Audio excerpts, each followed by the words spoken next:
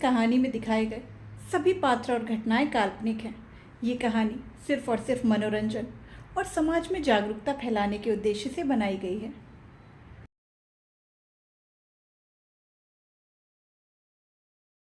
शादी एक इश्क की शुरुआत का आज हम देख रहे हैं एपिसोड नंबर 10। इससे पहले के सारे एपिसोड्स मैंने प्लेलिस्ट में मेंशन कर दिए हैं, तो जिसने अभी तक नहीं सुने हैं पहले उनको सुन ले। तो चलिए शुरू करते हैं आज का ये नया एपिसोड। सारी कार सिंघानिया विला पर जाकर रुकती हैं। काव्या मुंह फुलाए कार में बैठी हुई थी। विला आने से आदित्य अपना लैपटॉप बंद करता है और काव्या की तरफ देखकर बोलता है, खुद अंदर चलोगे या फिर मैं अपना तरीका अपनाऊं? काव्या घूर कर आदित्य को देखकर मन ही मन कहती है, इन्हें तो हमेशा धमकी ही देना है, खड़ूस कहीं के। काव्या कार से बाहर निकलती है और आदित्य को बिना देखे जल्दी से अंदर चली जाती है। काव्या के अंदर जाते ही आदित्य अपना फ़ोन लेकर किसी को कॉल करता है और कहता है, पूरी रात टॉर्चर करो। उधर से हाँ में आवाज़ आती है। आदित्य भी कार से बाहर आकर विला में चला जाता है। काव्या कमरे में बोरियत सा मुंह बनाए बैठी थी, तभी आदित्य अंदर आता है। आदित्य को देखते ही काव्या का बुरा सा मुंह बन जाता है। आदित्य काव्या के पास आकर बैठ जाता है और कहता है, कार में तुम क्या बोल रही थी? काव्या नासमझी में देखते हुए पूछती है, क्या हमने तो कुछ नहीं कहा। आदित्य काव्या के और करीब जाकर काव्या की आंखों में देखकर कहता है, यही कि तुम्हें एक रोमांटिक पति चाहिए था। काव्या की आंखें हैरानी से बड़ी हो जाती हैं और नजरें चुराते हुए कहती है, हाँ हमने तो ऐसा कुछ भी नहीं कहा। आदित्य काव्या के कान के पास जाकर कहता है, सिंघानिया विला की सभी कार में डिवाइस लगा हुआ है। कौन क्या कह रहा है, क्या कर रहा है, सब सुनाई भी देता है और दिखाई भी देता है। अब तो काव्या की हालत ही ख़राब हो जाती है। वो मन ही मन कहती है, काव्या आज तो तू गई, क्या ज़रूरत थी इस खड़ूस के बारे में बोलने की। आदित्य अपनी जगह से उठता है और कमरे का दरवाज़ा बंद करके लॉक कर देता है। आदित्य काव्या की तरफ बढ़ते हुए अपना कोट निकालकर बेड पर फेंक देता है। काव्या ये देखकर अपनी जगह से उठकर हकलाते हुए बोलती है, ये आप क्या कर रहे हैं? आदित्य कुछ नहीं बोलता और अपनी शर्ट के बटन्स को खोलने लगता है। काव्या आंखें बड़ी करके उसे देखने लगती है। आदित्य शर्ट को खोलकर फेंक देता है और काव्या के पास जाकर काव्या की साड़ी को खोलने लगता है। काव्या के दिल की धड़कन अचानक ही बढ़ जाती है। वो आदित्य के हाथ को पकड़ लेती है। आदित्य काव्या की आंखों में देखने लगता है। वहीं काव्या आंखें बंद करके चुपचाप खड़ी थी। आदित्य के होठों पर मुस्कुराहट आ जाती है जो कुछ ही पलों में गायब भी हो जाती है। आदित्य काव्या के कान के पास जाकर कहता है, बिना कपड़े उतारे हम रोमांस नहीं कर सकते। काव्या का चेहरा एकदम से लाल हो जाता है। वो खुद को छुपाते हुए आदित्य के सीने से लग जाती है। उसने कभी नहीं सोचा था कि इतना सीरियस रहने वाला कभी ऐसी बातें भी कर सकता है। इस रूप में आदित्य को अगर कोई देखता तो अपना सिर दीवार पर मार लेता। काव्या का हाथ आदित्य के खुले सीने पर था। सांसें बहुत तेज थीं। धड़कन का शोर बढ़ता ही जा रहा था। काव्या शर्म के मारे सिर उठाकर देख भी नहीं पा रही थी। आदित्य काव्या को धीरे से अलग करता है और उसके माथे पर किस करते हुए कहता है, मैं चेंज करके आता हूँ। काव्या अभी भी आंखें बंद करके खड़ी थी। आदित्य अपनी शर्ट और कोट उठाकर वॉशरूम चला जाता है। काव्या धीरे से अपनी आंखें खोलती है और पूरे कमरे में नज़र डालती है। आदित्य को ना देखकर काव्या अपने सीने पर हाथ रखकर गहरी सांस लेते हुए कहती है, ये सीरियस ही ठीक है, रोमांटिक तो हजम ही नहीं हो रहे। तभी उसे आदित्य की बात याद आती है। काव्या जल्दी से कमरे से बाहर निकल जाती है। काव्या सीधे अनुराग के कमरे में जाकर धड़ाम से दरवाज़ा खोलती है। अनुराग जो आराम से बैठा गेम खेल रहा था, काव्या के ऐसे आने से घबरा सा जाता है। काव्या काफ़ी गुस्से में अनुराग की तरफ बढ़ती है। अनुराग तो कुछ समझ ही नहीं पाता कि अचानक काव्या इतने गुस्से में क्यों लग रही है। काव्या अनुराग के सामने खड़ी होकर काफ़ी गुस्से और नाराज़गी में कहती है, आपने हमें बताया क्यों नहीं कि कार में डिवाइस लगा हुआ है जिससे कार में जो भी हो रहा है वो पता चल जाता है। अनुराग बेचारा तो ये बात खुद भी नहीं जानता था। वो बहुत मासूमियत से कहता है, भाभी सच में मुझे बिल्कुल नहीं पता था। फिर कुछ सोचते हुए, लेकिन ये आपसे किसने कहा? काव्या जल्दी से जवाब देती है, आपके भाई ने, उन्होंने सब सुन भी लिया और देख भी लिया। काव्या की बात सुनकर अनुराग की सिट्टी पिट्टी गुल हो जाती है। वो घबराते हुए कहता है, भाभी क्या आप सच कह रही हैं? उन्होंने हमारी सारी बातें सुन ली। काव्या जल्दी से हाँ में सिर हिलाती है। अनुराग खड़ा होकर इधर से उधर होते हुए कहता है, अब मैं कहाँ छुपूं, क्या करूं? वो परेशान सा टहल रहा था और काव्या उसकी हरकतों को देख रही थी। तभी दरवाजे पर नॉक होता है तो अनुराग उस तरफ देखता है। कोई दरवाजे पर बहुत सारी फाइल्स लेकर खड़ा था। फाइल इतनी ज़्यादा थी कि लाने वाले का चेहरा तक नहीं दिख रहा था। काव्या अंदर आने को कहती है। वो फाइल्स लेकर बेड पर रख देता है। तभी उसका चेहरा देखता है। ये कोई और नहीं, रॉकी था। रॉकी अनुराग की तरफ देखकर कहता है, बॉस ने कहा है ये सारी फाइल्स सुबह तक कंप्लीट होनी चाहिए। अनुराग का तो रोने जैसा मुंह बन जाता है। रॉकी को उसे देखकर बहुत बुरा लगता है, लेकिन वो कुछ कर भी नहीं सकता था। रॉकी कमरे से बाहर निकल जाता है। अनुराग अब अपनी रोनी जैसी सूरत बनाकर काव्या को देखकर कहता है, देख लिया ना भाभी आपने, आपके उस खड़ूस पति ने थोड़ा सा भी रहम नहीं दिखाया। अगर मैंने ये कंप्लीट नहीं की तो कल इससे डबल हो जाएंगी। काव्या भी मायूस सा अनुराग को देखती है। उसे अनुराग के लिए बहुत बुरा लग रहा था। अब काव्या कुछ कर भी तो नहीं सकती थी और उसे तो ये भी पता नहीं था कि आदित्य उसे क्या पनिशमेंट देने वाला है। अनुराग जल्दी से बेड पर बैठ जाता है और एक फ़ाइल लेते हुए कहता है, भाभी आप जाइए, कहीं आपको भी पनिशमेंट न मिल जाए। काव्या एक नज़र अनुराग को देखती है और कमरे से बाहर चली जाती है। आदित्य बैल्कनी में खड़ा डॉक्टर से बात कर रहा था। उधर से डॉक्टर कहती है, आपके कहने पर हमने आपकी वाइफ के ट्रीटमेंट की पूरी तैयारी कर ली है। कल ही आप उन्हें ट्रीटमेंट के लिए ला सकते हैं। आदित्य ये सुनते ही कॉल कट कर देता है। काव्या कमरे में आकर जल्दी से बेड पर जाकर ब्लैंकेट ओढ़कर अपनी आंखें बंद कर लेती है। आदित्य उसे ऐसा करते देख लेता है। आदित्य काव्या के पास जाकर ब्लैंकेट को हटाकर साइड कर देता है। काव्या कसकर आंखें बंद कर लेती है। आदित्य काव्या की तरफ झुककर कहता है, हमने तो अभी तक रोमांस किया ही नहीं और तुम सो रही हो। काव्या जल्दी से कहती है, नहीं नहीं, हमें कोई रोमांस नहीं करना। आदित्य बोलता है, लेकिन हमें तो करना है। ये सुनकर तो काव्या की सांसें ही अटक जाती हैं। आदित्य काव्या के पेट से थोड़ा सा साड़ी को हटाता है और अपने होंठ उस पर रख देता है। काव्या कसकर चादर को मुट्ठी में भर लेती है। आदित्य धीरे धीरे काव्या के पूरे पेट पर किस करने लगता है। काव्या की धड़कनें 100 की स्पीड से भाग रही थी। आदित्य धीरे धीरे काट भी रहा था जिससे उसके दांतों के निशान न बने। काव्या तेज तेज सांसें लेने लगती है। आदित्य अब ऊपर आता है और काव्या की गर्दन पर अपने होंठ चलाने लगता है।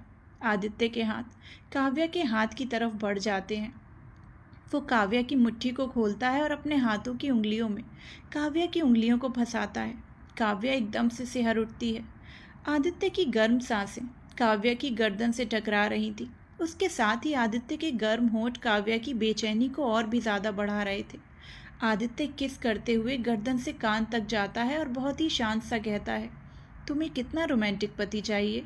काव्या की बोलती पूरी बंद हो चुकी थी। वो तो अपनी सांसों को काबू करने में लगी थी। आदित्य आगे बढ़कर काव्या के गालों से होते हुए नाक कान पर किस करता है, फिर आखिर में अपने होंठों को काव्या के होंठों से जोड़ देता है। काव्या की पकड़ आदित्य की उंगलियों पर और ज़्यादा कस जाती है। आदित्य बहुत ही सॉफ्टली काव्या को किस करने लगता है।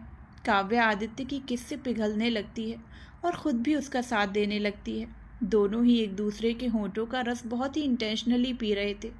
होंठ ऐसे मिले कि छुड़ाने की गुंजाइश ही नहीं कर रहे थे। वक्त के साथ किस भी डीप होने लगी थी। दोनों ही इस किस में डूब चुके थे, जैसे समंदर की गहराई में डूबे हों और निकलना थोड़ा मुश्किल हो गया हो। रिश्ते के पहले कदम को पार करने की कोशिश जारी तब तक रहती है जब तक दोनों की सांसें फूलने ना लगी हों। सांस फूलने पर भी आदित्य काव्या को बिल्कुल नहीं छोड़ना चाह रहा था, लेकिन उसे छोड़ना पड़ा।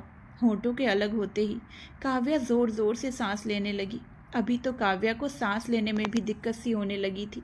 ये देखकर आदित्य अपने होंठों को फिर से काव्या के होंठों से जोड़ लेता है और उसे सांस देने लगता है। कुछ ही देर में काव्या एकदम नॉर्मल हो जाती है, लेकिन धड़कनें अब भी बहुत तेज थीं और चेहरा शर्म से पूरा लाल हो चुका था।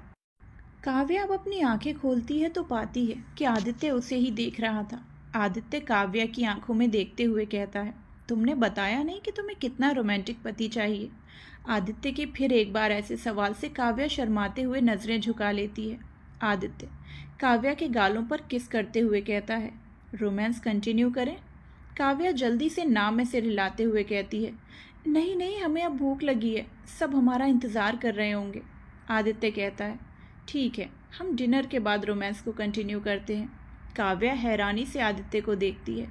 आदित्य का चेहरा हर वक्त की ही तरह एक्सप्रेशनलेस था, जिससे ये बिल्कुल भी पता नहीं चल पा रहा था कि आदित्य मजाक कर रहा है या फिर सीरियस बोल रहा है।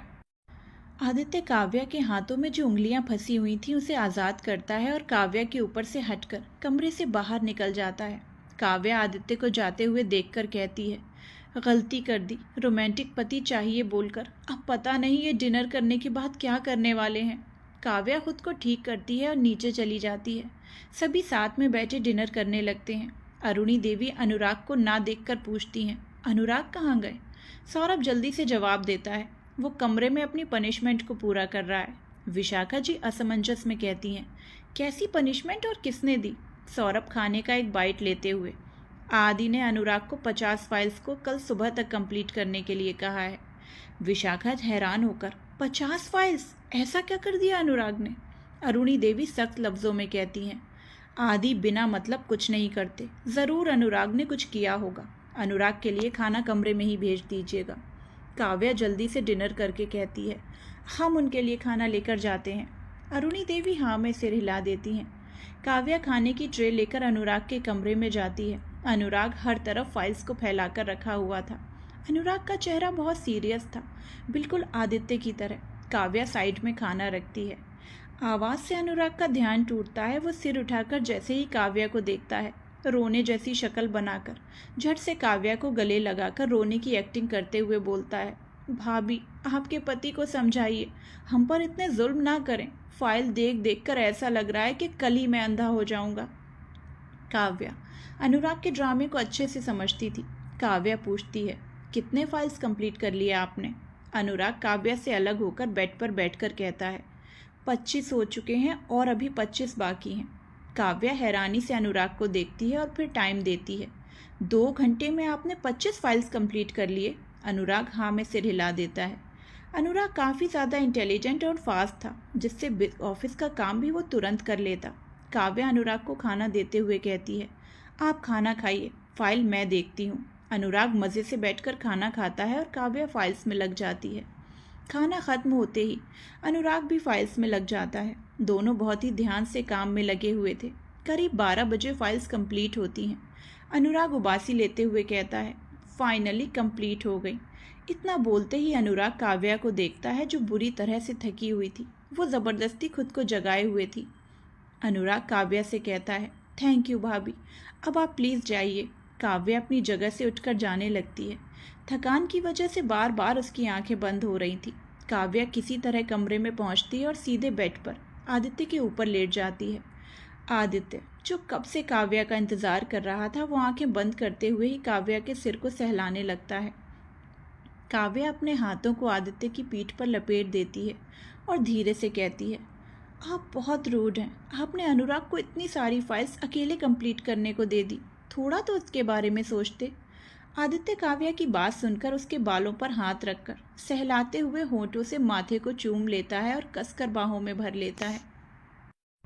सुबह की पहली किरण खिड़की से होते हुए आदित्य और काव्या पर पड़ती है। काव्या अब भी आदित्य के ऊपर सोई हुई थी। आदित्य की आंखें धीरे से खुलती हैं और आंखें खुलते ही उसे अपने ऊपर सो रही काव्या दिखती है, जो थकान की वजह से गहरी नींद में थी। शांति के बीच आदित्य का फ़ोन रिंग होता है।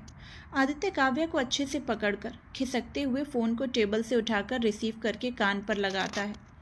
कॉल के उधर साइड से, बॉस, ये बस एक शूटर है जिसे बस मारने वाले की जानकारी होती है। कौन मारना चाहता है ये वो नहीं बता सकता। आदित्य एक नज़र काव्या को देखता है और धीरे से बोलता है, ओके देन किल हिम। उधर से आवाज़ आती है, okay boss. Aditya call cut करके साइड में रख देता है। आदित्य अब कल के बारे में सोचने लगता है। कल जब आदित्य ऑफिस में बैठा अपने काम में बिजी था, तभी उसे काव्या के हिडन बॉडीगार्ड का कॉल आता है, जो हमेशा काव्या को दूर से ही प्रोटेक्ट करता था। आदित्य कॉल रिसीव करता है तो उधर से बॉडीगार्ड कहता है, बॉस, मैम की जान खतरे में है, मैम गन पॉइंट पर हैं। आदित्य जब ये सुनता है तो उसे लगता है जैसे उसकी सांसें ही रुक गई हों। आदित्य केबिन से जल्दी से बाहर निकलते हुए कॉल पर चिल्लाते हुए कहता है, कैच हिम नाउ। उधर से बॉडीगार्ड कहता है, no boss, it's dangerous for ma'am. Bodyguard की बात सुनकर आदित्य गुस्से से बौखला जाता है। वो कार में बैठे ड्राइवर को बहुत ही फास्ट चलने के लिए कहता है।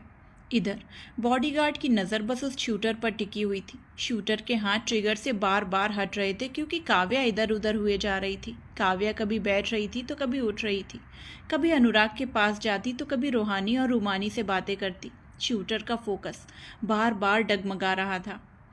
बॉडीगार्ड ये देखकर थोड़ा हिम्मत के साथ आगे बढ़ता है क्योंकि उसे पता था कि उसकी छोटी सी गलती काव्या की जान ले सकती है, और अगर काव्या को कुछ हुआ तो आदित्य उसे नहीं छोड़ेगा। शूटर अचानक से पीछे मुड़ता है, इससे पहले ही बॉडीगार्ड छुप जाता है।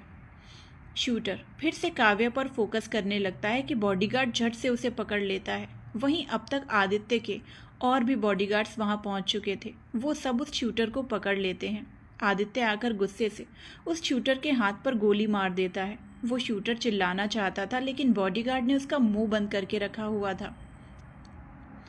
आदित्य शूटर के दोनों हाथों पर गोली मारने के बाद पैरों पर भी गोली चला देता है। शूटर दर्द से तड़प उठता है। वहीं आदित्य का गुस्सा बढ़ता जा रहा था, लेकिन जैसे ही उसकी नज़र काव्या के मुस्कुराते हुए चेहरे पर पड़ती है, वो एकदम से शांत हो जाता है। शूटर को वहां से ले जाने का इशारा करता है और खुद कार में बैठ जाता है।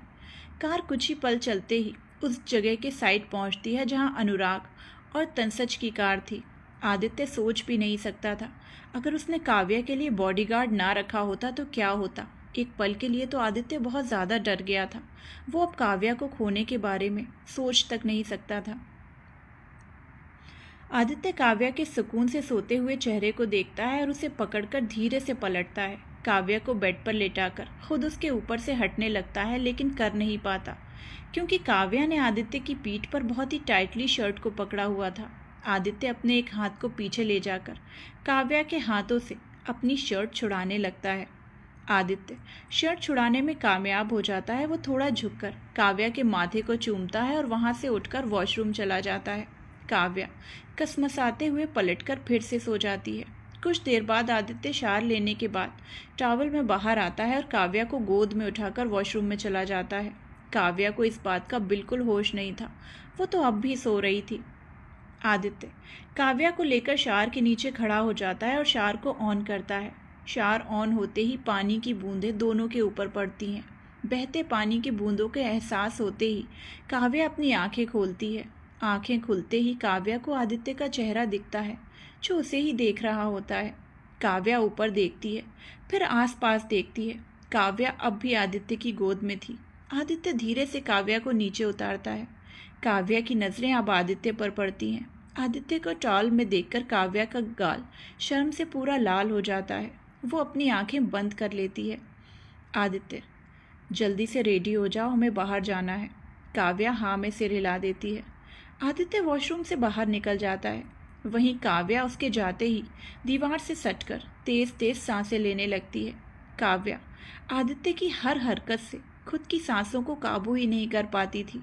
उसके पास आते ही धड़कन इतनी ज़्यादा बढ़ती थी कि उसके लिए संभालना बहुत मुश्किल हो जाता था। कुछ देर बाद काव्या रेडी होकर बाहर आती है तो देखती है कमरे में कोई नहीं होता। वो चारों तरफ नज़र घुमाती है लेकिन वहाँ कोई नहीं था। तभी विशाखा जी अंदर आती हैं और कहती हैं, काव्या क्या आपके पास कोई लाल कपड़ा है? काव्या असमंजस में पूछती है, लाल कपड़ा? लेकिन क्यों माँ? विशाखा जी, वो हमें मूर्तियों को ढककर संदूक में रखना था। काव्या अच्छा, हम अभी देखते हैं। काव्या कबर्ड में ढूंढने की कोशिश करती है कि उसमें से फ़ोटो फ्रेम नीचे गिर जाता है। काव्या नीचे देखती है तो ये उसके माँ, पापा, काव्या और दादी की तस्वीर थी। वहीं जैसे ही विशाखा जी उस तस्वीर को देखती हैं, दिल सहम सा जाता है।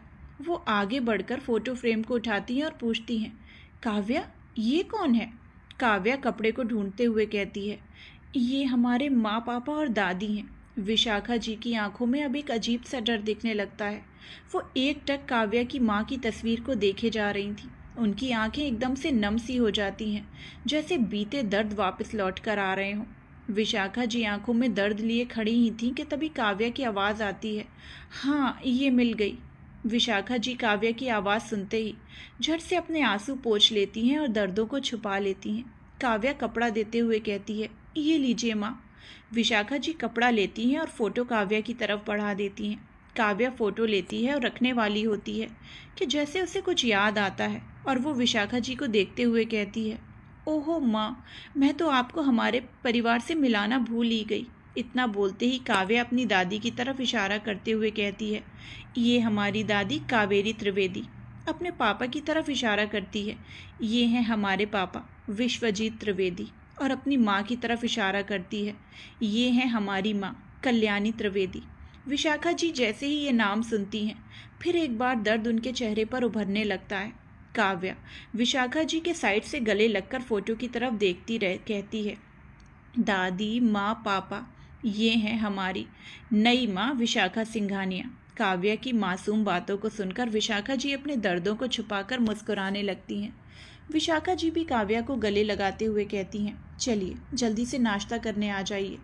काव्या मुस्कुराते हुए हाँ बोलती है तो विशाखा जी वहाँ से चली जाती हैं। विशाखा जी की आंखों के सामने बार बार कल्याणी जी की तस्वीर आ रही थी, उसके साथ ही उनका नाम गूंजने लगता है। विशाखा जी कमरे में जाकर आईने के सामने खड़ी हो जाती हैं।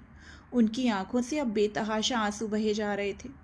इधर अमरजीत ऑफिस के लिए तैयार होकर बैठे फाइल्स को चेक कर रहे थे। वहीं मायावती काफ़ी परेशान सा कुछ बोलने की कोशिश कर रही थी। अमरजीत मायावती को देखते हुए पूछता है, क्या हुआ, आप इतना परेशान क्यों हैं? मायावती थोड़ा हिचकिचाते हुए कहती हैं, वो अमर जी, हमें अपने मायके जाना है। अमरजीत, आप भी जानती हैं कि आप उस जगह नहीं जा सकती, फिर क्यों एक ही बात को दोहराती रहती हैं? मायावती, हमें पता है, लेकिन जिस जगह हमने जन्म लिया वहाँ जाने की हमें बहुत उत्सुकता रहती है। अमरजीत अपनी जगह से खड़े होते हैं और मायावती के पास जाकर कहते हैं, उत्सुकता जान से बढ़कर नहीं होती। भले ही उस वक्त हमने आपको अपना बना लिया और नए रिश्ते में जोड़ लिया, लेकिन आपके पुराने रिश्ते को हम बचा नहीं पाए और अब वहाँ पुराने रिश्तों को जोड़ने के लिए हम आपकी जान को खतरे में नहीं डाल सकते। मायावती एकदम से अमरजीत के गले लग जाती हैं और कहती हैं, हमें आपसे इस बात से कोई नाराज़गी नहीं है। आपने तो हमें दर्द भरी ज़िंदगी से छीनकर एक खुशहाल ज़िंदगी दी, हमें इतना सारा प्यार, हक, सम्मान दिया है, खुशियों के रूप में 3 संतान दी हैं, लेकिन इन सब के बाद भी हमें माँ पापा की हमेशा याद आती है। अमरजीत मायावती के गालों पर हाथ रखकर कहते हैं, काश कि हम आपकी यादों को ख़त्म कर पाते। इधर ध्रुव डाइनिंग टेबल पर श्रेष्ठा को अपनी गोद में लिए बैठा था। वहीं श्रेष्ठा ध्रुव को एक बाइट खिला रही थी और खुद एक बाइट खा रही थी। ध्रुव बस श्रेष्ठा को ही देखे जा रहा था। श्रेष्ठा ध्रुव को ऐसे देखते हुए पाकर घूरते हुए देखकर पूछती है, ऐसे क्या देख रहे हो? ध्रुव श्रेष्ठा की कमर को कसकर पकड़ते हुए कहता है, तुम्हारे होंठ हिलते हुए बहुत आकर्षक लग रहे हैं, इन्हें चूमने का मन कर रहा है। इतना बोलकर ध्रुव श्रेष्ठा की तरफ बढ़ने लगता है। तभी श्रेष्ठा धक्का देती है और कहती है, भूलो मत, तुमने 2 दिन 8 घंटे 40 मिनट और 20 सेकंड पहले ही मुझे किस किया था, वो भी पूरे 1 घंटे तक। तो अपनी ये जो बकवास बातें हैं ना, इन्हें साइड में रखो और चुपचाप नाश्ता करो। ध्रुव, बेबी तुम पहले ही ठीक थी, जब मन चाहता था मैं तुम्हें किस कर लेता, लेकिन अब तो तुम मुझे बस धमकाती रहती हो। यार, तुम्हें ना प्रपोज करके ही गलती कर दी। श्रेष्ठा घूरते हुए, ओ मिस्टर, मुझे भी तुम्हारे प्रपोजल में कोई दिलचस्पी नहीं थी, वो तो मैंने तुम पर रहम कर दिया, वरना तुम जैसे लड़कों को तो मैं पूछती भी नहीं। ध्रुव कहता है, हाँ मुझे भी पता है, तुम्हें मुझ में कोई इंटरेस्ट नहीं था, इसीलिए तो हक दिया करती थी। असल में बेबी, तुम्हें तो मुझसे उसी रात प्यार हो गया था जब मैंने तुम्हारे कपड़े। ध्रुव इससे आगे बोलता, उससे पहले श्रेष्ठा चांटा मार देती है और कहती है, हर वक्त गंदी बातें, इसके अलावा कुछ सीखा नहीं है क्या तुमने? ध्रुव अपने गाल को सहलाते हुए कहता है, इसमें गलत क्या है? अब शादी के बाद भी तो हम लोग वही सब करेंगे ना। मैंने तो अभी से सोच लिया है, मैं तुम्हें रोज़ रात को बहुत सारा प्यार करूँगा। श्रेष्ठा घूरते हुए कहती है, अपनी ये गंदी सोच को काबू में रखो। तुमने जो पहली मुलाकात में मेरे साथ किया है ना, वो सब भूली नहीं हूँ मैं। ध्रुव चहकते हुए बोलता है, क्या सच में बेबी तुम कुछ भी नहीं भूली? मैं तो बेकार में ही परेशान हो रहा था, मुझे लगा तुम सब कुछ भूल गई। अच्छा हुआ तुम्हें याद है, वरना मुझे याद दिलाने के लिए ज़्यादा मेहनत करनी पड़ती। श्रेष्ठा बिल्कुल चुप हो जाती है और ध्रुव के गले लग जाती है। श्रेष्ठा कहती है, तुम मुझे अपने पेरेंट्स से कब मिलवाओगे? ध्रुव का चेहरा एकदम से सख्त हो जाता है और वो कहता है, मम्मी पापा अब इस दुनिया में नहीं है। श्रेष्ठा फिर से कहती है, उनके अलावा तुम्हारा कोई नहीं है? ध्रुव शांत सा रहता है, लेकिन तुम्हें उनसे मिलने की कोई ज़रूरत नहीं। श्रेष्ठा हैरानी से ध्रुव को देखती है। ध्रुव श्रेष्ठा को अपनी गोद से उठाता है और खुद खड़ा होकर बिना कुछ बोले कमरे की तरफ चला जाता है। श्रेष्ठा वहाँ खड़ी बस ध्रुव को जाता हुआ देख रही थी। श्रेष्ठा, अब इसे क्या हुआ? इधर आदित्य और काव्या कार में बिल्कुल चुपचाप बैठे थे। काव्या पूछना तो चाहती थी कि वो लोग कहाँ जा रहे हैं, लेकिन वो आदित्य के नेचर से वाकिफ थी, इसीलिए वो चुपचाप बैठी हुई थी। कुछ ही देरी में कार हॉस्पिटल में जाकर रुकती है। हॉस्पिटल को देखकर काव्या असमंजस में आदित्य को देखती है। आदित्य काव्या को उतरने का इशारा करता है। काव्या कार से नीचे उतरती है। आदित्य काव्या का हाथ पकड़कर अंदर लेकर जाता है। आदित्य काव्या को लेकर एक कमरे में लेकर जाता है। वो बहुत ही सारे स्पेशल डॉक्टर अलग अलग शहरों से आए हुए थे। एक नर्स आकर काव्या को हॉस्पिटल के कपड़े देती हैं तो काव्या पहले आदित्य को देखती है। आदित्य इशारे से लेने के लिए कहता है। काव्या कपड़ा लेती है और आदित्य से कहती है, ये सब क्या है? और ये कपड़े, डॉक्टर, हम तो बीमार भी नहीं हैं तो फिर? आदित्य काव्या की आंखों में देखकर कहता है, तुम्हें मुझ पर भरोसा है ना? काव्या एक नज़र आदित्य को देखती है, फिर हाँ में सिर हिला देती है। आदित्य तो फिर जाओ और चेंज कर लो। काव्या आदित्य को देखते हुए चेंज करने के लिए चली जाती है, लेकिन काव्या को ये सब देखकर बहुत ज़्यादा घबराहट हो रही थी। अंदर ही अंदर बहुत से सवाल चल रहे थे। काव्या चेंज करके आती है और बेड पर लेट जाती है। तभी एक नर्स कहती है, मैम आप ये मंगलसूत्र भी निकाल दीजिए। नर्स की बात सुनकर काव्या पहले मंगलसूत्र को देखती है और फिर आदित्य को। आदित्य आगे आकर काव्या के पास बैठ जाता है और मंगलसूत्र को निकालकर अपनी पॉकेट में रखता है। इतना करते ही आदित्य झुककर काव्या के माथे पर किस करता है और रूम से निकल जाता है। काव्या बस उसे जाते हुए देख रही थी। एक नर्स काव्या को बेहोशी का इंजेक्शन देती है तो काव्या की आंखें धीरे धीरे बंद हो जाती हैं। आदित्य कमरे से बाहर आता है। तभी डॉक्टर वहां आकर रुकती हैं। आदित्य पूछता है, डॉक्टर इस ट्रीटमेंट से कोई साइड इफ़ेक्ट तो नहीं होगा? डॉक्टर रिस्पेक्टफुल्ली कहती हैं, नो सर, ऐसा कोई इफ़ेक्ट नहीं होगा और हमने उनकी रिपोर्ट्स को स्पेशलिस्ट डॉक्टर को दिखाकर कंफर्म किया है। ये इस ट्रीटमेंट से उनकी प्रॉब्लम 100% ठीक हो जाएगी। आदित्य हाँ में सिर हिला देता है तो डॉक्टर वहाँ से अंदर चली जाती हैं। इधर अरुणी देवी एक कमरे में बैठी सामने बैठे इंसान की बात को बड़े ध्यान से सुन रही थी। वो इंसान कहता है, मालकिन हमने अपनी आंखों से देखा और सुना, वो आपकी पोता बहू को लेकर जाना चाहते हैं। अरुणी देवी उस आदमी को जाने का इशारा करती हैं और चेयर से टिककर बैठ जाती हैं। अरुणी देवी के सामने बाला सिर झुकाए खड़ा था। अरुणी देवी आंखें खोलकर कहती हैं, निहाल राठी, काव्या को टारगेट करके बहुत बड़ी गलती कर रहे हो। फिर बाला की तरफ देखकर कहती हैं, उसके पोते को ही उठा लो, बड़ी चर्बी चढ़ी हुई है ना उसे दुश्मनी मोल लेने की। अब दिखाते हैं उसे कि असली दुश्मनी क्या होती है। बाला थोड़ा हिचकिचाते हुए कहता है, लेकिन मालकिन उसके पोते का तो कोई अता पता ही नहीं है। कौन है, कहाँ रहता है, क्या करता है, किसी को नहीं पता। अरुणी देवी बाला को घूरती हैं और कहती हैं, तो क्या ये भी मुझे बताना पड़ेगा कि उसे ढूंढो? बाला सिर झुकाए कहता है, नहीं मालकिन। अरुणी देवी तेज़ आवाज़ में कहती हैं, चाहे वो आसमान में रहे या पाताल में, उसे कहीं से भी ढूंढो। और हाँ, फिलहाल के लिए आदि को ये सब पता नहीं चलना चाहिए। वहीं दूसरी तरफ एक बड़े से महल जैसे घर के एक कमरे में निहाल राठी हंसते हुए बोलता है, आसमान पाताल कहीं भी ढूंढ लो, लेकिन कोई फ़ायदा नहीं। मेरा पोता बाहर तभी आएगा जब वक्त आएगा। इधर करीब 2 घंटे बाद काव्या कमरे से बाहर निकलती है। काव्या को देखते ही आदित्य उसके पास चला जाता है और पूछता है, क्या तुम ठीक हो? काव्या बिना कुछ बोले आदित्य के गले लग जाती है। आदित्य सामने खड़े डॉक्टर को देखता है तो वो डॉक्टर आंखें झपका देता है, जैसे बोल रहा हो कि सब ठीक है। आदित्य काव्या को गोद में उठा लेता है और बाहर चला जाता है। कार के पास जाकर आदित्य काव्या को अलग करने लगता है, लेकिन काव्या उसे और कसकर पकड़ लेती है। आदित्य हार मानकर काव्या को अपनी गोद में लिए हुए ही बैठ जाता है। कार हॉस्पिटल से चलने लगती है। आदित्य काव्या के सिर को सहलाने लगता है। काव्या अपने चेहरे को आदित्य की गर्दन में छिपा लेती है। आदित्य अपनी पॉकेट से मंगलसूत्र निकालता है और काव्या के गले में पहना देता है। आदित्य रॉकी को इशारे से कुछ बोलता है तो रॉकी ड्राइवर से कहता है, ग्रीन पैलेस चलो। कुछ 1 घंटे के सफ़र के बाद कार एक फार्म हाउस में जाकर रुकती है। ग्रीन पैलेस आदित्य का प्राइवेट फार्म हाउस था, जिसमें उसके सिवाय कोई नहीं आता। इसमें ज़्यादा बॉडीगार्ड्स भी नहीं थे। हर पल बॉडीगार्ड्स के साथ रह रहकर जब आदित्य इरिटेट हो जाता था तो वो यहाँ आकर अकेलेपन को जीता था। आदित्य काव्या को देखता है जो अब सो चुकी थी, शायद दवाई के असर से। आदित्य काव्या को लेकर अंदर जाता है और बेडरूम में सुला देता है और खुद एक कमरे की तरफ बढ़ जाता है। कमरे के अंदर जाकर दरवाजे को अच्छे से लॉक करता है। कमरा पूरा अंधेरा था। आदित्य कमरे में सारी लाइट्स को ऑन करता है। कमरे में एक बड़ी सी तस्वीर रखी थी। ये वही कॉलेज टाइम की तस्वीर थी जिसमें आदित्य ने काव्या को कमर से पकड़ा हुआ था। आदित्य उस तस्वीर को देखते हुए कहता है, तुम मेरी ज़िंदगी का वो खूबसूरत पहलू हो जिसने मुझे एक नई और ख़ूबसूरत ज़िंदगी दी है। मैंने कभी नहीं सोचा था तुम मुझे इस तरह से मिलोगी। 2 साल पहले की वो पहली मुलाकात ने मुझे तुम्हारे साथ जोड़ लिया।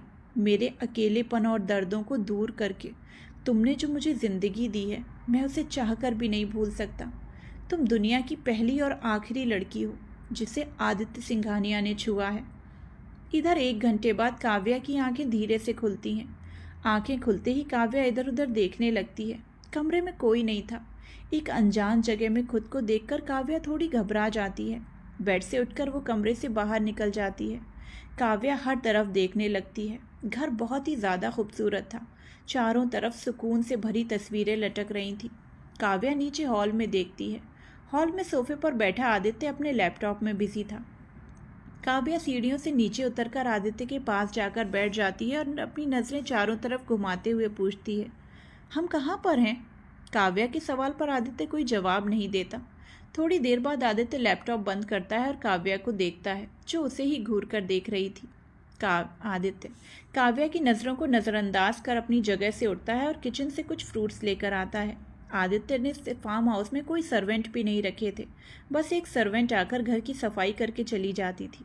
आदित्य काव्या की तरफ फ्रूट्स की प्लेट बढ़ा देता है। काव्या एक नज़र प्लेट को घूरती है और फिर आदित्य को देखती है। काव्या प्लेट को नहीं लेती तो आदित्य काव्या के सामने टेबल पर बैठकर खाने का इशारा करता है। काव्या अपनी जगह से उठकर जाने लगती है, तभी आदित्य काव्या का हाथ पकड़ लेता है और प्लेट को टेबल पर रख देता है। काव्या बिना पीछे मुड़े नाराज़गी से कहती है, हमें कुछ नहीं खाना, बस इस अनजान जगह से जाना है। आदित्य उठकर काव्या के सामने खड़ा होता है और उसकी आंखों में देखते हुए कहता है, ये कोई अनजान जगह नहीं है, ये वही घर है जिसमें मैं अपने अकेलेपन को जीता आया हूँ। काव्या आदित्य की आंखों में देखती है। काव्या को आज आदित्य की आंखों में अलग ही तरह का सुकून दिख रहा था जो शादी के बाद उसने कभी नहीं देखा। काव्या आदित्य की आंखों में देखते हुए कहती है, सवालों के जवाब तभी देना चाहिए जब पूछा जाए। कहीं ऐसा ना हो कि आप जवाब देना तो चाहें लेकिन सवाल करने के लिए मैं ही ना रहूं। ये सुनते ही आदित्य की पकड़ काव्या के हाथों पर कस जाती है। काव्या की नज़रें आदित्य के हाथों पर चली जाती हैं। आदित्य झटके से काव्या की गर्दन को पकड़कर अपने होठों को उसके होठों के साथ जोड़कर रूडली किस करने लगता है। काव्या को आज आदित्य की किस से बहुत ज़्यादा तकलीफ़ हो रही थी।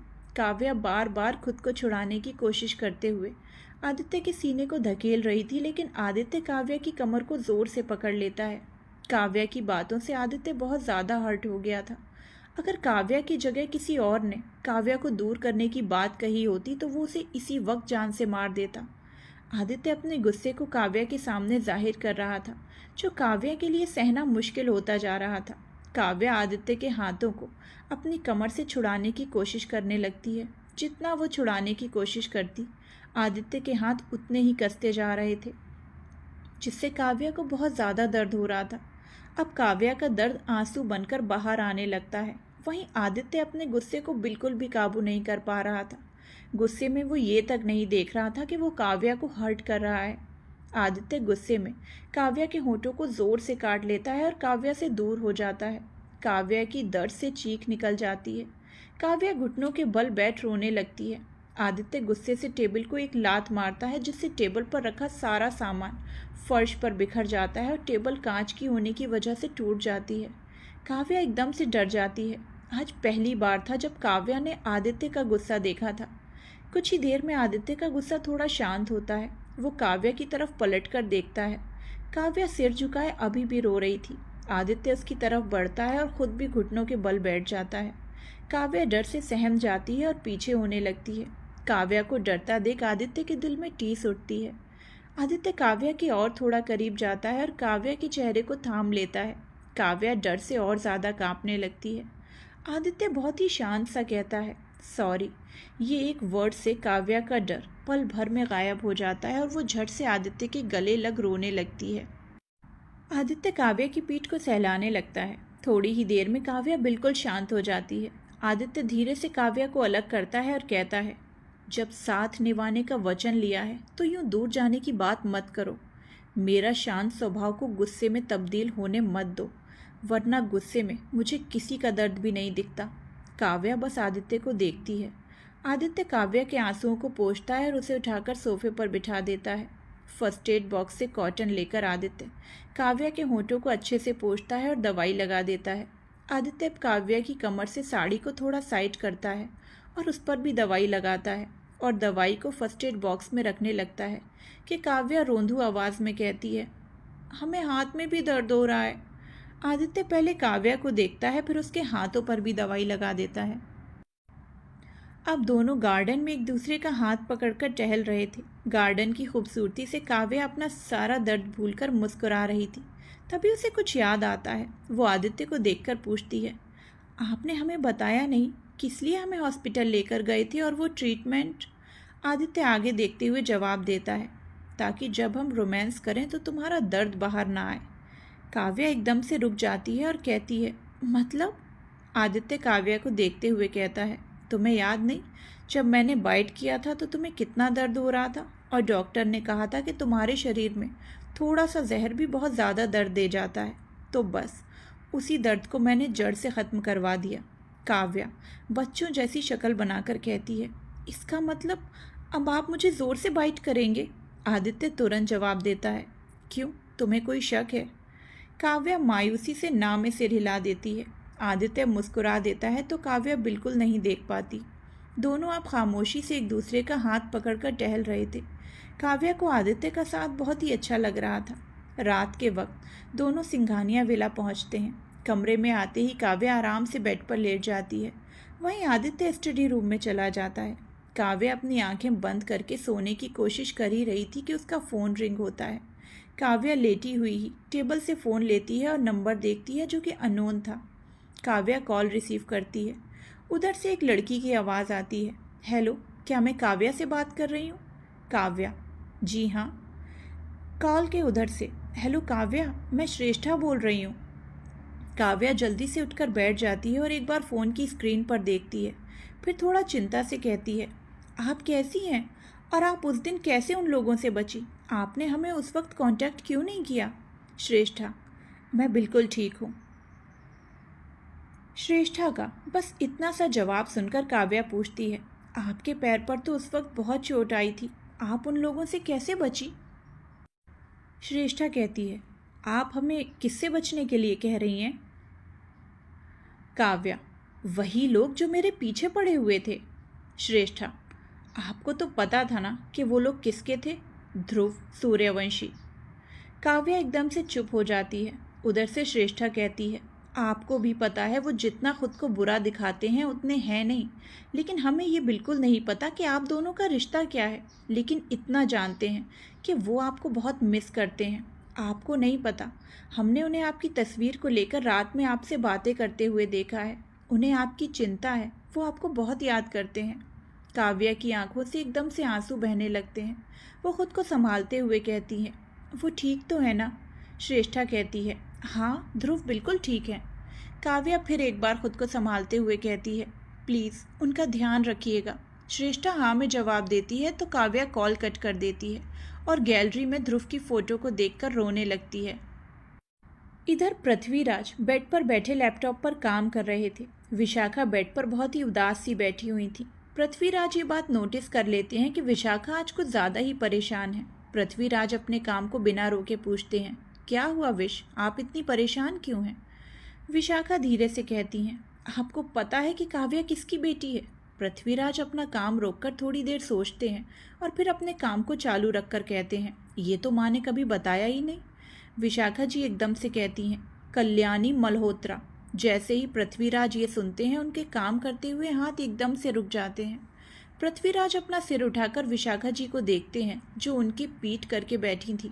पृथ्वीराज अपना लैपटॉप बंद करते हैं और उठकर विशाखा जी की तरफ चले जाते हैं। विशाखा जी के सामने बैठकर पृथ्वीराज विशाखा के चेहरे को अपने हाथों में भर लेते हैं। इस वक्त विशाखा जी की आंखों से आंसू बह रहे थे। पृथ्वीराज धीरे से कहते हैं, विश, मेरी तरफ देखिए। विशाखा जी अपनी आंखें उठाकर पृथ्वीराज को देखती हैं। पृथ्वीराज विशाखा जी की आंखों में देखते हुए कहते हैं, हमें पता है विश कि हमारा जो रिश्ता बंधा था वो बस माँ के कहने पर हुआ था, और हमने आपसे कहा भी था कि हम किसी और से प्यार करते हैं, लेकिन विश कल्याणी बस मेरा एक तरफा और पहला प्यार थी। विशाखा जी की आंखों से बेतहाशा आंसू बहने लगते हैं। पृथ्वीराज विशाखा जी के माथे को चूमते हैं और कहते हैं, लेकिन अब बस हम सिर्फ और सिर्फ आपसे प्यार करते हैं, आखिरी सांस तक अब सिर्फ हम आपसे ही प्यार करते रहेंगे। विशाखा जी बिलक बिलक कर रोते हुए पृथ्वीराज के गले लग जाती हैं। पृथ्वीराज और कल्याणी यानी काव्या की माँ एक ही कॉलेज में पढ़ा करते थे। विशाखा जी तो बचपन से सिंघानिया विला में ही रहा करती थी। कॉलेज के दौरान जब पृथ्वीराज ने पहली बार कल्याणी जी को देखा था तभी उनसे प्यार कर बैठे, लेकिन उन्होंने कभी भी अपने प्यार का इजहार कल्याणी के सामने नहीं किया था। यहाँ तक कि कल्याणी तो पृथ्वीराज को जानती भी नहीं थी, क्योंकि पृथ्वीराज और कल्याणी अलग अलग क्लास में थे। अचानक से अरुणी देवी ने पृथ्वीराज की शादी विशाखा से तय कर दी। पृथ्वीराज उससे नाखुश थे, लेकिन अपनी माँ की बात टाल नहीं सकते थे, इसीलिए उन्होंने शादी से मना नहीं किया। शादी होने के बाद पृथ्वीराज ने विशाखा जी को बताया कि वो कल्याणी से प्यार करते हैं। उन्होंने उसकी तस्वीर तक विशाखा जी को दिखाई थी। उस वक्त विशाखा जी बहुत ज़्यादा टूट गई थी। पति के होते हुए भी उन्हें वो रिश्ता हक नहीं मिल पाया। पूरे 2 साल बाद ही पृथ्वीराज ने विशाखा जी को अपनाया था। पृथ्वीराज विशाखा जी के सिर को सहलाते हुए कहते हैं, हम आपसे इतना प्यार करते हैं, उसी का तो नतीजा ये हुआ कि अर्जुन, आदि और अनुराग इस दुनिया में आए, और आप फिर भी संतुष्ट नहीं हैं। पृथ्वीराज की ऐसी बातें सुनकर विशाखा उनसे अलग होती हैं और घूरते हुए देखती हैं। पृथ्वीराज शरारत भरी मुस्कुराहट लिए कहते हैं, अगर आप चाहें तो हम अभी भी अपना प्यार दिखाकर एक छोटी सी गुड़िया आपको दे सकते हैं। वैसे भी आपको तो हमेशा से लड़की बच्ची ही चाहिए थी। विशाखा जी झट से खड़ी होती हैं और कहती हैं, आपको शर्म नहीं आती ऐसी बातें करते हुए? बेटे इतने बड़े हो गए हैं, लेकिन आप। पृथ्वीराज झटके से विशाखा का हाथ पकड़कर खींच लेते हैं, जिससे विशाखा सीधे उनकी गोद में जाकर बैठ जाती हैं। पृथ्वीराज विशाखा के कान में कहते हैं, आप कल्याणी से जेलस हो रही थी ना? विशाखा जी झट से कहती हैं, बिल्कुल नहीं, हम कोई जेलस नहीं हो रहे। पृथ्वीराज विशाखा की कमर पर हाथ फेरते हुए, अच्छा तो आप जेलस नहीं हो रही थी। विशाखा पृथ्वीराज को जोर का धक्का देती हैं और कमरे से सीधे बाहर निकल जाती हैं। विशाखा बाहर जाकर गहरी गहरी सांसें लेती हैं तो वहीं पृथ्वीराज विशाखा की हरकत से मुस्कुराते हुए अपने काम में लग जाते हैं। सुबह का वक्त, काव्या नाश्ते के बाद गार्डन में अकेली बैठी थी, तभी रॉकी फूल तोड़ने के लिए वहां आता है। वो झाड़ियों के पीछे जाकर फूल तोड़ने लगता है। रॉकी फूल तोड़ लेने लगता है कि अचानक उसके मुंह से आह निकल जाती है। काव्या जो अपने में गुम थी, उसकी नज़रें रॉकी पर चली जाती हैं। काव्या उठकर रॉकी के पास जाती है। रॉकी के पैर में कांच का टुकड़ा घुस गया था। काव्या एक नज़र रॉकी के चेहरे को देखती है, फिर उसे सहारा देते हुए बेंच पर बिठा देती है। काव्या अपनी साड़ी फाड़ने वाली होती है कि रॉकी एकदम से कहता है, मैम ये आप क्या कर रही हैं? प्लीज़ आप अपनी साड़ी मत फाड़िए, मैं मैनेज कर लूँगा। काव्या रॉकी को घूर कर देखती है तो रॉकी सिर झुका लेता है। काव्या अपनी साड़ी फाड़ती है और रॉकी के पैरों को छूने के लिए हाथ बढ़ाती है तो रॉकी जल्दी से पैरों को पीछे कर लेता है और बोलता है, मैम प्लीज़ आप मेरे पैर मत छूइए। काव्या घूरते हुए कहती है, क्यों, आपके पैर में कांटे लगे हैं जो छूते ही हमें लग जाएंगे? रॉकी हड़बड़ाते हुए बोलता है, नो मैम। काव्या रॉकी का पैर पकड़ लेती है। रॉकी के तो डर से पसीने छूटने लगते हैं। रॉकी बस भगवान से यही प्रे कर रहा था कि उनके बॉस ना देख लें। काव्या रॉकी के पैरों का कांच निकालकर पट्टी कर देती है और सौरभ को कॉल करके गार्डन में आने के लिए कहती है। काव्या की नज़र अब फूलों पर पड़ती है। काव्या रॉकी के साथ बेंच पर बैठकर पूछती है, आप इतने सारे फूल लेकर कहाँ जा रहे हैं? रॉकी फूलों को देखते हुए कहता है, वो मैम आज मेरी माँ का जन्मदिन है तो मैं मंदिर पूजा के लिए जा रहा था। काव्या, तो आप अपनी माँ के साथ ही ये दिन क्यों नहीं मनाते? रॉकी तुरंत जवाब देता है, मैम मेरी माँ इस दुनिया में नहीं है। रॉकी की बात सुनकर काव्या उदास हो जाती है। रॉकी फिर कहता है, पहले तो मैं ये दिन रुखसार के साथ मनाता था, लेकिन अब तो वो। बोलते हुए रॉकी की नज़र सौरभ पर पड़ती है। सौरभ थोड़ी दूरी पर था और उनके पास ही आ रहा था। सौरभ को आते देखकर रॉकी एकदम से चुप हो जाता है। सौरभ आकर कहता है, सॉरी थोड़ा लेट हो गया, वो सीनियर डॉक्टर का कॉल आ गया था। ये बोलते हुए सौरभ नीचे बैठ जाता है और रॉकी के पैरों से साड़ी की पट्टी निकालते हुए कहता है, अच्छा हुआ भाभी आपने पट्टी कर दी, वरना खून ज़्यादा लॉस हो जाता। काव्या बस मुस्कुरा देती है। सौरभ फिर से कहता है, अर्जुन की कंडीशन काफ़ी हद तक ठीक हो रही है। मुझे तो लगता है कुछ ही दिनों में अर्जुन कोमा से बाहर आने वाला है। ये सुनकर काव्या पहले खुश होती है, लेकिन अचानक ही जैसे उसे कुछ याद आता है तो एक डर उसके अंदर बैठ जाता है। सौरभ को भी जब ये एहसास होता है तो वो काव्या को देखने लगता है। सौरभ रॉकी की पट्टी करके इंजेक्शन देता है और 2 बॉडीगार्ड्स को ले जाने के लिए कहता है। सौरभ काव्या के साथ बैठ जाता है और कहता है, भाभी आपको एक बार आदि से बात कर लेनी चाहिए। काव्या अपने डर को छुपाते हुए कहती है, किस बारे में? सौरभ सामने देखते हुए कहता है, कहीं आदि आपको अभी भी अर्जुन की अमानत तो नहीं मानते? काव्या का दिल जोर से धक से हो जाता है। काव्या को भी तो इसी बात का डर है कि कहीं आदित्य अर्जुन के होश में आते ही रिश्ते को नकार ना दे, क्योंकि काव्या ने तो आदित्य को ही अपना पति माना है, और अगर अभी कोई दूसरे के साथ रिश्ता जोड़ने के लिए कहेगा तो वो ऐसा कैसे कर सकती है। इधर पृथ्वीराज जो फ़ोन पर बात करते हुए गार्डन की तरफ आ रहे थे, वो दोनों की बातें सुन लेते हैं। पृथ्वीराज कॉल करके उन दोनों की तरफ बढ़ जाते हैं।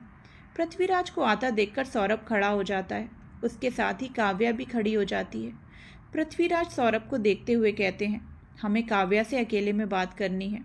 सौरभ एक नज़र काव्या को देखता है और अपना सामान लेकर वहाँ से चला जाता है। पृथ्वीराज काव्या को बैठने का इशारा करते हैं और ख़ुद भी बैठ जाते हैं। काव्या बस पृथ्वीराज को ही देखे जा रही थी। पृथ्वीराज आगे देखते हुए कहते हैं, क्या आपको आदि के फैसले से डर लग रहा है? काव्या एकटक पृथ्वीराज को देखती है और कुछ नहीं बोलती।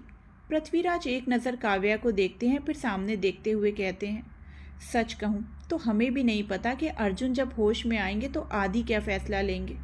आपको शायद अजीब लगे, लेकिन मैं आदि का बाप होने के बावजूद उससे एक बार भी बात नहीं की है। काव्या पृथ्वीराज की हर एक बात को बड़े गौर से सुन रही थी। पृथ्वीराज कहते हैं, काव्या मेरी शादी भी बिल्कुल आदि की ही तरह हुई थी। एक अनचाहे रिश्ते में बंधे थे विश और मैं।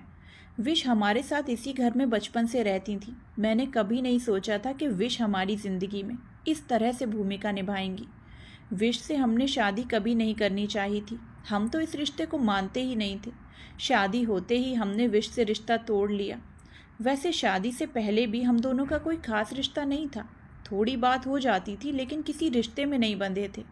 शादी की पहली रात हर सुहागन अपनी खुशी भरी ज़िंदगी शुरू करती है, लेकिन हमने शादी की पहली रात को ही विश को दर्द भरी ज़िंदगी में धकेल दिया। उन्हें हमने कभी भी पत्नी होने का हक नहीं दिया। काव्या एकदम हैरानी नज़रों से पृथ्वीराज को देखती है।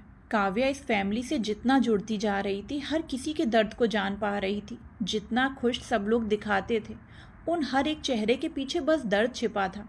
पृथ्वीराज आगे कहते हैं, पूरे 2 सालों तक हमने विश को अपनी पत्नी नहीं अपनाया। उसके बाद हमें एहसास हुआ कि हम विश के साथ बहुत गलत कर रहे हैं। उनका हक पहचान उनसे छीन रहे हैं।